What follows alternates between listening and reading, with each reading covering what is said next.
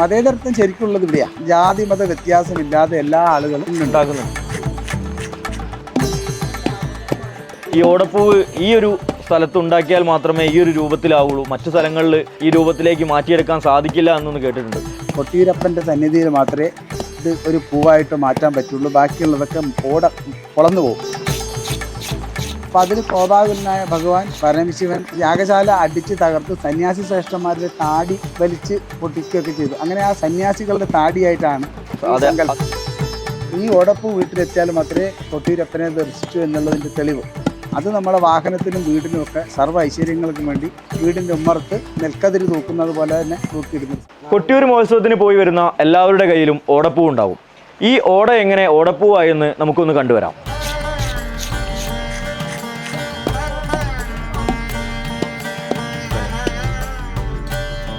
ഓടപ്പൂവിൻ്റെ വിശേഷങ്ങളെക്കുറിച്ച് നമ്മളോട് സംസാരിക്കാൻ എന്നുള്ളത് യദുവേട്ടനാണ്. യദുവേട്ടനോട് നമുക്ക് ചോദിക്കാം എങ്ങനെയാണ് ഇതിൻ്റെ നിർമ്മാണ രീതി എന്നൊക്കെ. ചേട്ടാ നമസ്കാരം. നമസ്കാരം. ഈ കൊട്ടിയൂർ മഹോത്സവത്തിൻ്റെ ഏറ്റവും പ്രധാനപ്പെട്ട ഒരു ഘടകമാണ് ഈ ഓടപ്പൂവ് എന്ന് പറയുന്നത്. എങ്ങനെയാണ് ഈ ഓടപ്പൂവ് നിർമ്മിക്കുന്നത്, എന്താണ് ഇതിൻ്റെ രീതികൾ നമുക്ക് ഒന്ന് പ്രേക്ഷകർക്ക് വേണ്ടി പറയാൻ പറ്റും? ഓടപ്പൂ കൊട്ടിയൂരപ്പൻ്റെ അടുത്ത് എത്തുന്നവർക്കുള്ള ഒരു പ്രസാദമായിട്ടാണ് കണ്ടുവരുന്നത്.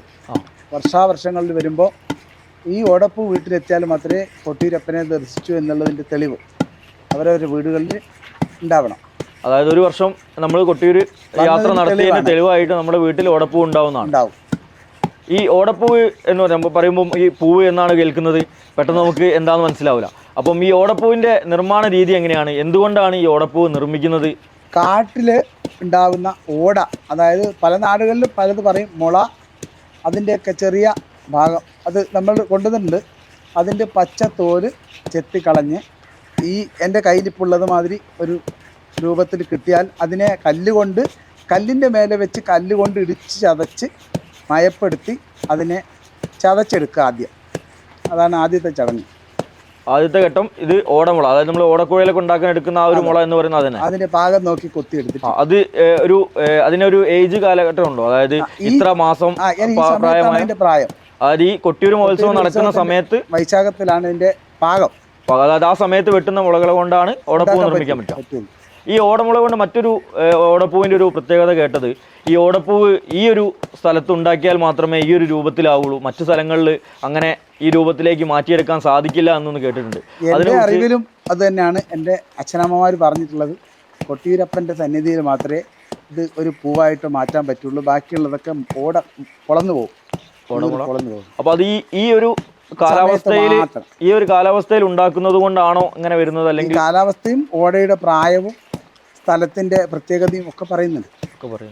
ഓടമുളയുടെ ആദ്യത്തെ ഘട്ടം എന്ന് പറഞ്ഞത് നമ്മൾ ഈ ഓടമുള ശേഖരിക്കുന്നതാണ്. അപ്പോൾ ഈ പരിസരത്തുള്ള ഓടമുളയാണോ അല്ലെ മറ്റെവിടെയെങ്കിലും? ഈ പരിസരത്തുള്ള 2-3 ജില്ലകളിലെ കാടുകളിൽ നിന്ന്, കോഴിക്കോട്, വയനാട്, കണ്ണൂർ ജില്ലകളിലെ കാടുകളിൽ പോയി വെട്ടിക്കൊണ്ടുവരുന്നതാണ് ഈ ഓടമുളക്. അതായത് നമ്മളെ വയനാട് കാടുകളിലൊക്കെ പോയിട്ട് നമ്മൾ അവിടെ പോയി ശേഖരിച്ച് ഇവിടെ എത്തിക്കുകയാണ്. അതിനുശേഷം ഉള്ള ആ ഒരു രീതി, അതായത് ഓടമുള നമ്മൾ വെട്ടുന്നത് മുതൽ ഈ ഒരു പൂവാകുന്ന വരെയുള്ള രീതി ഒന്ന് വിവരിച്ചാൽ. ഓടമുള വെട്ടി വണ്ടിയിൽ കയറ്റിയൊക്കെ കൊണ്ടുവന്ന് അതായത് വീടുകളിൽ എത്തിച്ച് അതിൻ്റെ പച്ച തോല് അത് നമ്മളടുത്തുണ്ടല്ലോ, അത് തോല് ചെത്തി മാറ്റിയതിന് ശേഷം അത് ഇതുപോലെ ഇടിച്ചു തുടങ്ങണം.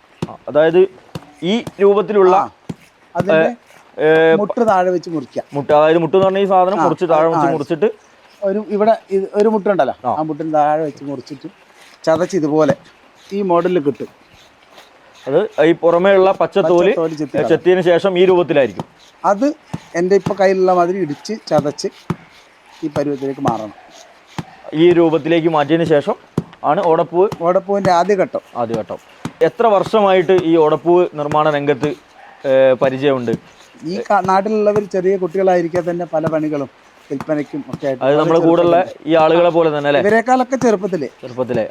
ഇത് ഒരു പരമ്പരാഗത രീതിയിൽ കൈമാറി വരുന്ന ഒരു രീതിയാണോ, അല്ലെങ്കിൽ എല്ലാ ആളുകളും ഇതൊരു ഉപജീവന മാർഗമായിട്ട് കൊണ്ടുപോകുന്ന ഒരു രീതിയാണോ? എങ്ങനെയാണ് അതിൻ്റെ ഒരു?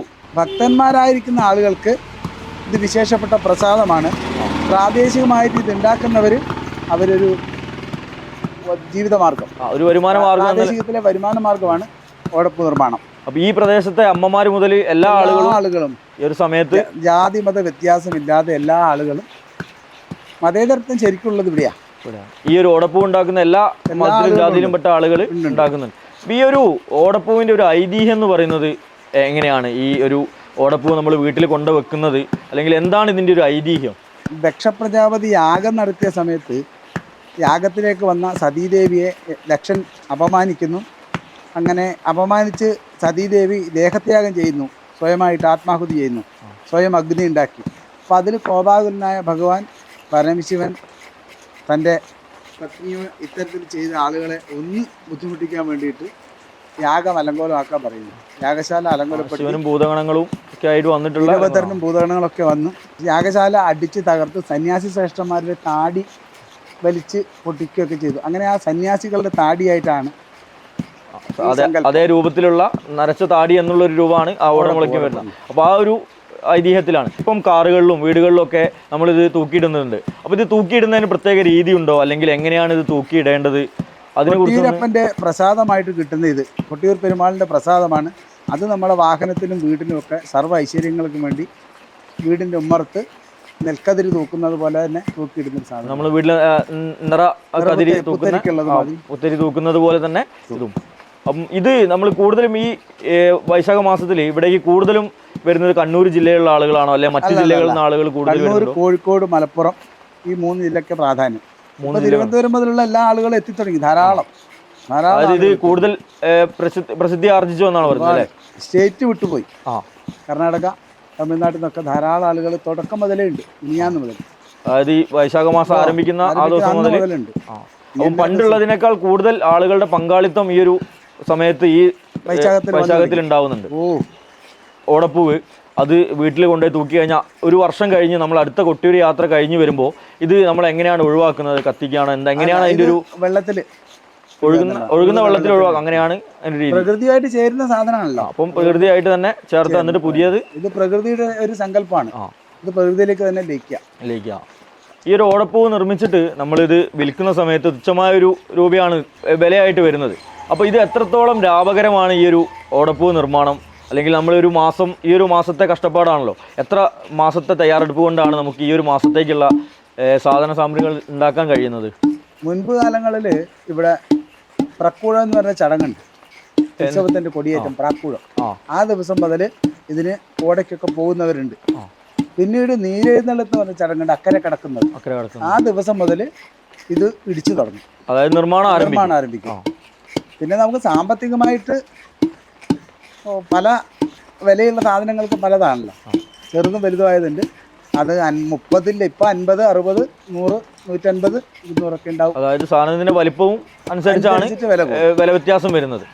അപ്പോൾ ഇതിൽ നിന്ന് നമുക്ക് ഒരു ഉപജീവന മാർഗമാക്കി ഈ ഒരു മാസം മാത്രമാണ് നമുക്കിത് വിൽക്കാൻ സാധിക്കുക. ബാക്കിയുള്ള മാസങ്ങളിൽ മറ്റു ജോലികളായിരിക്കും. അപ്പോൾ ഈ ഒരു മാസം നമ്മൾ ഇതിനു വേണ്ടി പ്രവർത്തിക്കുമ്പോൾ നമുക്ക് ഇതിൽ നിന്ന് ലാഭം എന്നുള്ളൊരു കാര്യമുണ്ടോ, അല്ലെങ്കിൽ ഇതൊരു ദൈവികമായ കാര്യമാണ്, അപ്പോൾ അത് ആ രീതിയിൽ ചെയ്യുകയാണോ, എന്താണ്? രണ്ട് തരത്തിലുണ്ട്.